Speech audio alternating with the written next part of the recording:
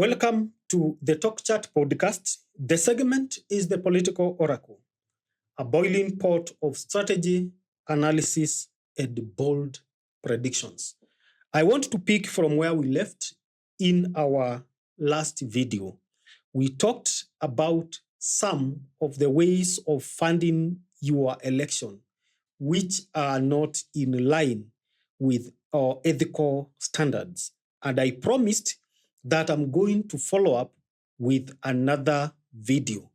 And before I proceed to today's topic, let me offer our today's political benediction. Our today's benediction comes from the Bible, Proverbs chapter 4, verse 7. And this is what it says. Wisdom is the principal thing. Therefore, get wisdom, and in all you are getting, get understanding.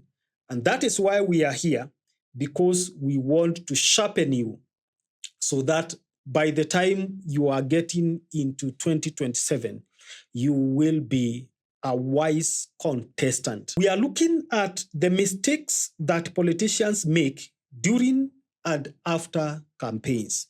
Why is this important? It's because in most cases, we get into politics without understanding what will befall us either during or after the election, whether you win an election or you lose an election. And remember I said, it is only a politician who wins an election who is relevant after. If you lose an election, you become irrelevant. You go back to the village or back to your family and you bear the pain alone. So I want to give you some 10 mistakes that you can make when you are contesting for an electoral position and how you can avoid them. Mistake number 1, cutting off those who supported you. Cutting off those who supported you. In most cases, we have seen politicians giving numbers and their contacts to each and every person in their village, on the roadside.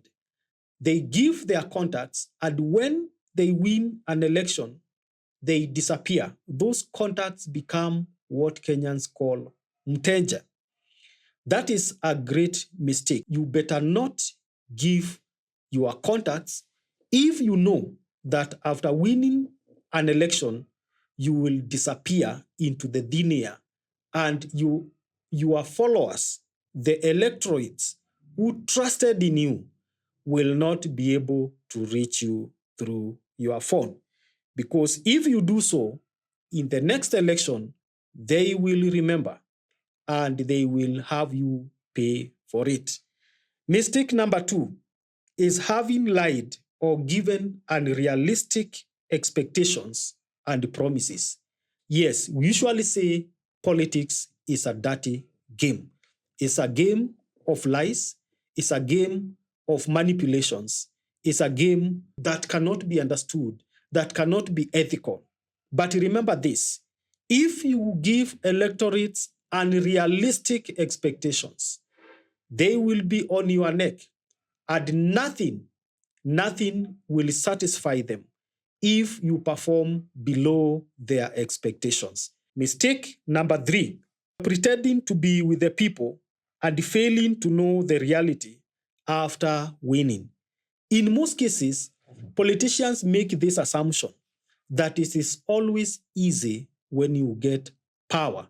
So you say, when I get power, I'm going to have this done, I'm going to have that done, I'm going to solve this problem. It looks very easy when you are outside here, until you get inside and you realize things are not as easy as you usually assume. There are processes, there are policies that guides even some of the functions that you promise wananchi. There are some processes that these issues need to go through. So if you don't understand that, do not promise wananchi what you do not know about.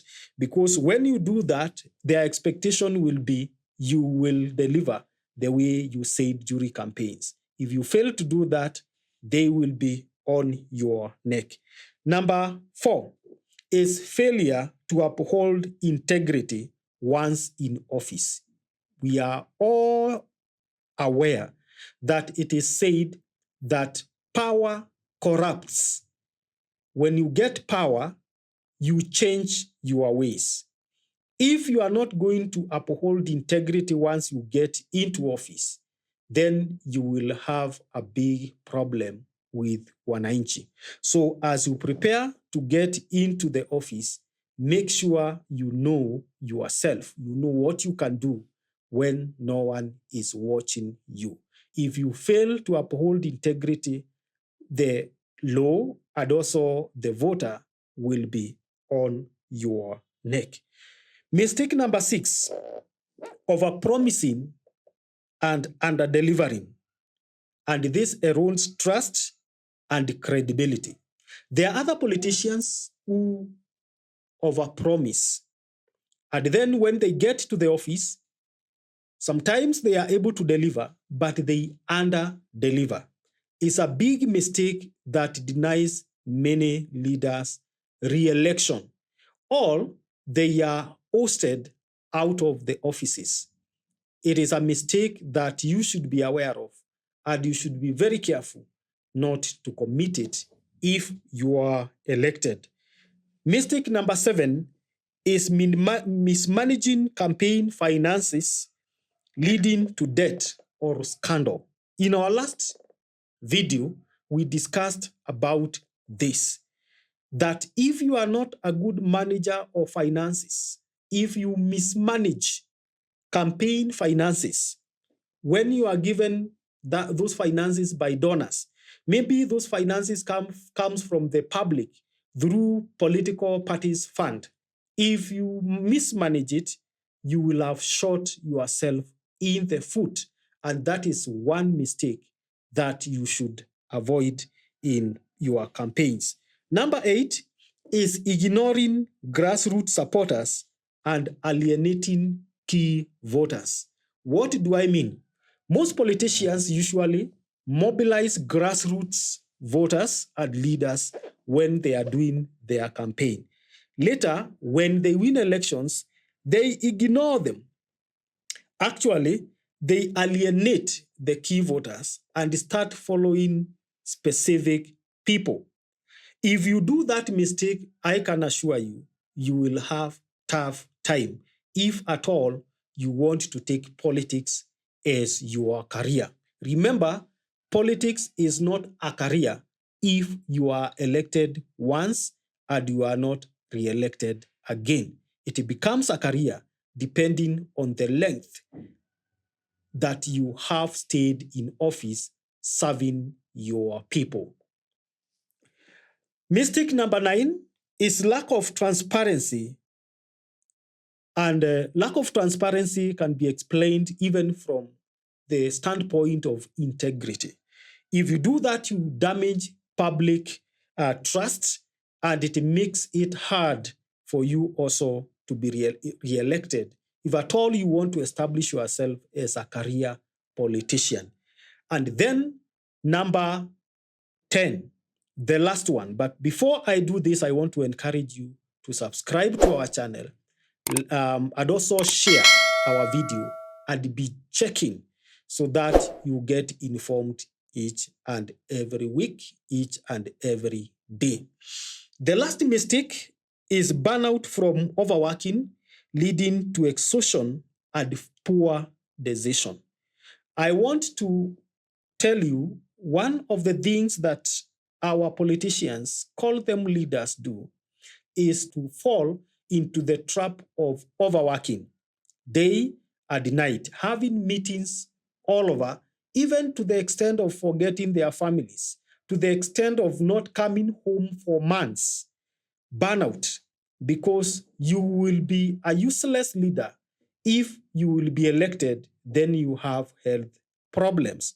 So as you plan to campaign for 2027, make sure you manage your time well. And if at all, have someone to manage your time so that they are able to help you to live normally and to plan your schedules so that you have time for other things. Because if you neglect your social life, if you neglect your health, it will be of no use to be in office and you are an ailing leader. That is the political oracle.